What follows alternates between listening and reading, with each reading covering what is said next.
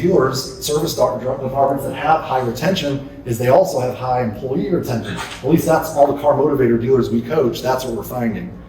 And of all the car motivator dealers we coach, we only have one that still needs to hire techs at this point. And we've only been working with them for about 90 days, so I blame it on that, but we're getting there with them. But most of our clients, they retain their people. These guys are no different. They haven't lost a service manager or service advisor or anyone in a long time. But if you want to build a culture of retention, you have to be very intentional about it. It does not happen on accident.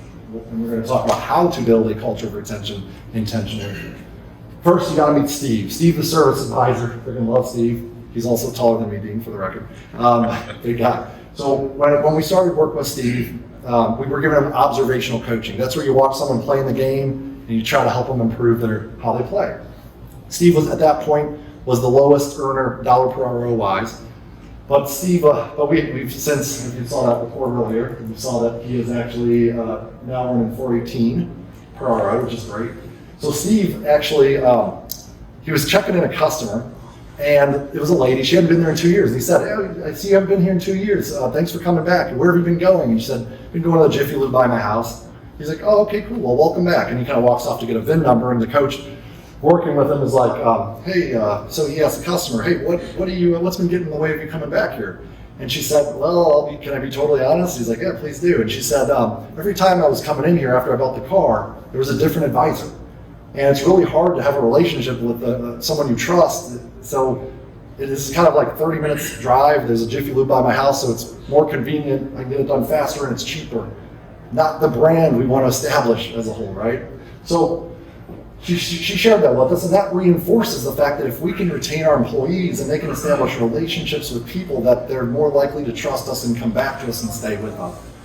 And in any engagement, whether it's with your customers or whether it's with one of your employees, you're either building them up, making things better, or you're destroying. This is the mindset that we've got to adopt as fixed ops leaders, okay? There's no gray area, there's no in between. You're either building or destroying. Case in point, when she came in 2 years ago, 3 years ago, whatever it was, and she had an undertrained service advisor, and then dealing with an undertrained technician, what was the experience like for her? Someone she didn't know or trust or whatever. What happened? She ended up going to Jiffy Lube. In that engagement, we destroyed the relationship, and she chose to go elsewhere. How many of you guys have direct reports? You have employees that report to you. You're a manager of some sort. Raise your hand, please. Okay, a lot of managers in here. Good.